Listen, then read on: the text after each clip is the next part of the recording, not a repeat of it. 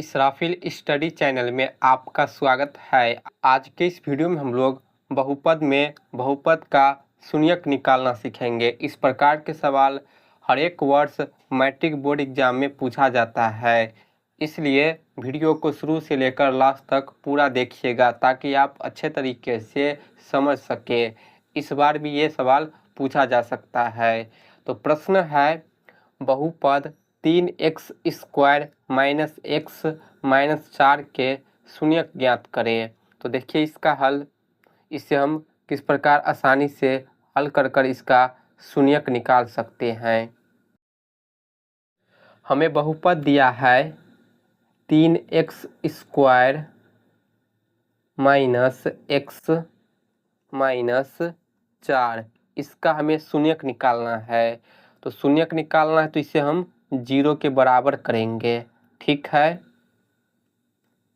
अब यहाँ पर समझिए, ये जो है द्विघात बहुपद है। इसका शून्यक निकालने के लिए पहले हम इस द्विघात बहुपद का गुणनखंड करेंगे।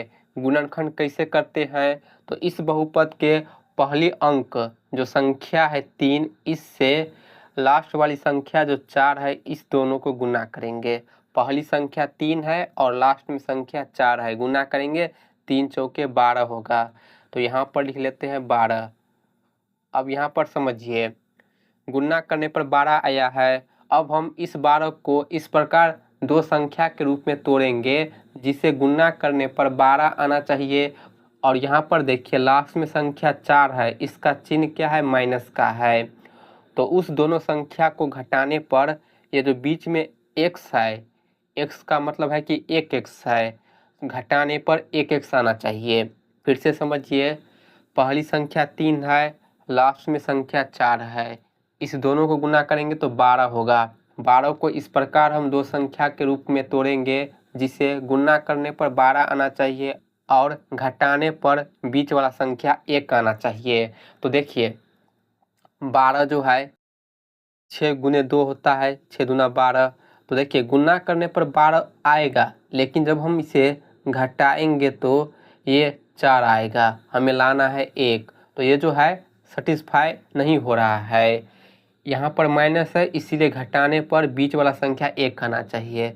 अब देखिए हमें पता है कि 4 तिया भी 12 होता है, तो गुना करने पर 12 आएगा। तो जब हम 4 में से 3 घटाएंगे तो 1 आ जाएगा, हमें लाना 1 है। लेकिन ध्यान दीजिए यहाँ पर -1 है, माइनस का चिन्ह है।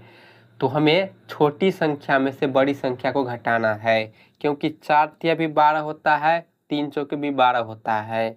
तो यहाँ पर हम यदि 3 में से -4 करेंगे तो इसका मान -1 आएगा। ठीक है, तो हम 1x से लिखेंगे 3x माइनस 4x। इस प्रकार आपको दो संख्या ढूंढना है, अपने माइंड में आपको पता लगाना है। तो यहाँ पर लिख लेते हैं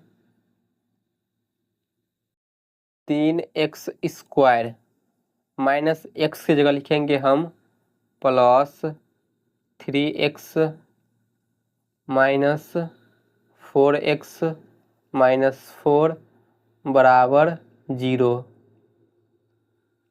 अब देखिए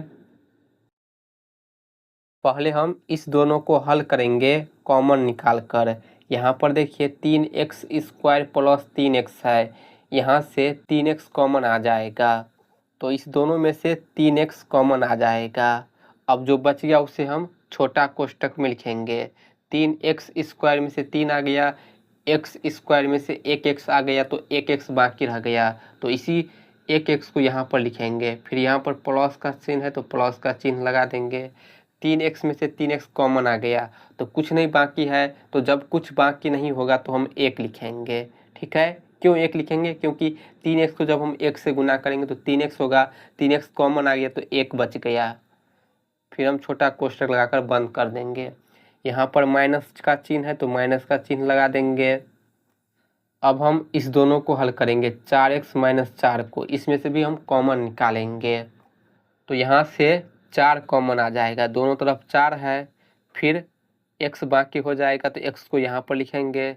अब देखिए यहाँ पर चिन्ह लगाएंगे तो हम इस चिन्ह को और इस चिन्ह को गुना कर देंगे, माइनस माइनस गुना करेंगे तो प्लस होता है। 4 बाहर आ गया, कुछ नहीं बचा, कुछ नहीं बचेगा तो हम 1 लिखेंगे। ये है कॉन्सेप्ट। फिर बराबर में 0। जब हम इस स्टेप में आ जाएंगे तो हम देखेंगे कि कोष्टक में जो हमारा मान आया वो सेम है कि नहीं। x+1 है, x+1 है, दोनों तरफ सेम है। अब फिर यहाँ से देखिए बीच में माइनस का चिन्ह है, दोनों तरफ x+1 है, तो इसे भी हम कॉमन निकाल सकते हैं। तो यहाँ से हम कॉमन निकाल लेते हैं x+1 को। फिर इधर बाकी रह जाएगा 3x और ये -4 बराबर में 0। तो ये जो आया है x+1 इंटू 3x-4 ये गुणनखंड है। अब हम शून्यक निकालेंगे। शून्यक निकालने के लिए हम क्रमशः पहले x+1 को 0 के साथ बराबर करेंगे, फिर हम 3x-4 को 0 के साथ बराबर करेंगे। इससे हम 0 के बराबर करेंगे। फिर दूसरा गुणनखंड है 3x-4, इसे भी 0 के साथ बराबर करेंगे, तब ना शून्यक निकल कर आएगा। तो यहाँ से x बराबर +1 को पक्षांतर करेंगे तो -1 होगा। तो देखिए x का एक शून्यक निकल कर आ गया -1। अब यहाँ से देखिए 3x है तो 3x बराबर -4 है, पक्षांतर करेंगे तो +4 हो जाएगा। तो यहाँ से जब हम x बराबर मान निकालेंगे तो ये 4 है तो 4 को हम जो कहते हैं लिखेंगे। ये 3 गुना में है, बराबर के इस तरफ बट्टा में चला जाएगा, तो ये हो जाएगा 4/3 4/3। तो देखिए x का एक मान निकल कर आ गया 4/3। तो इस प्रकार हमने x का 2 मान निकाल लिया। तो यही है इस सवाल का शून्यक। द्विघात बहुपद 3x² - x - 4 का शून्यक है -1 और 4/3। तो मुझे उम्मीद है कि आप अच्छे तरह से समझ गए होंगे। वीडियो पसंद आई हो तो वीडियो को लाइक कीजिएगा, वीडियो को ज़्यादा से ज़्यादा शेयर कीजिएगा और आप इसी प्रकार के सवाल को ज़्यादा से ज़्यादा प्रैक्टिस कीजिएगा।